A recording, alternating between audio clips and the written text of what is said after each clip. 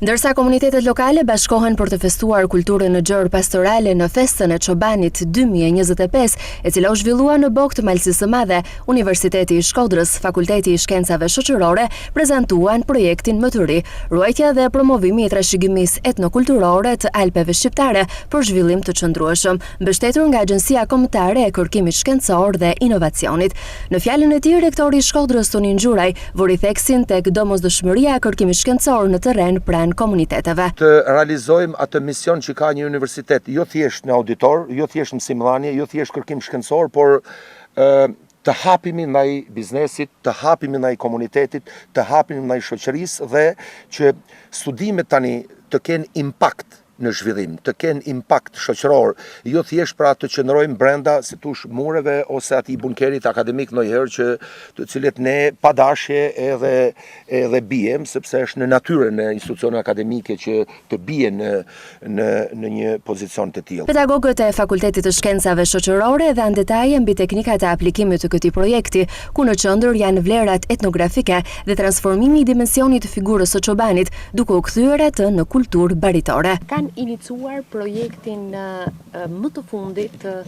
që tenton të lidh etnografinë, antropologjin kulturore me burimet e natyrës dhe zhvillimin socioekonomik.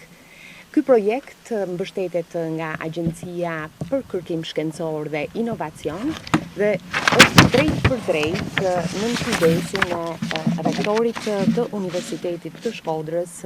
profesor Dr. Tonin Xhuraj. Ne kemi hartuar një projekt i cili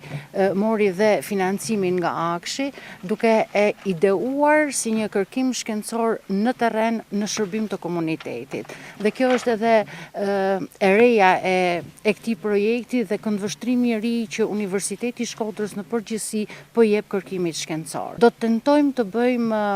hartën e staneve dhe në një farë mënyre do të kemi rrugën në për të cilën mund të lëvizet në përstanet në zonën e Shkodrës, për të konkretizuar kështu edhe një mundësi për turistët, për të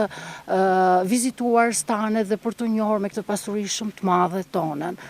Do të kemi patjetër një studim mbi kulinarin, mbi veshjet, mbi gjuhën, dhe të gjitha këto do të shkojnë në shërbim të vetë komunitetit për të zgjeruar turizmin. Rita Shkurtaj, një nga themelueset të shoqatës Xhubleta Alpeve Shqiptare, shprehës se është mjaft më rëndësi që çështje të tilla etnografike dhe të trashëgimisë kulturore t'i bashkohen kërkimit shkencor. Mendoj se transhumanca për vetë faktin se ta përkthesh në shqip dhe në dialektin e Alpeve Shqiptare do të thotë çoja e çobanit.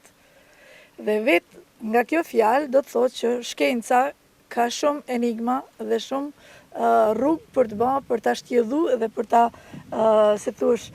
për t'i dhënë një shpjegim akoma më të kristalizuar shkencor, etnokulturor, për sa i përket edhe kësaj pasurie të jashtëzakonshme që ka trashëguar populli shqiptar, e jo vetëm, që në lashtësi e të pandryshuar deri në ditët tona. Në një kohë kur mund të themi se çobani ndodhet nëpërmjet ruajtjes dhe humbjes, përfshirja e kërkimit shkencor i jep kësaj nisme vlerat që meriton kultura baritore në Alpet shqiptare dhe trashëgimia e saj në këndvështrimin akademik.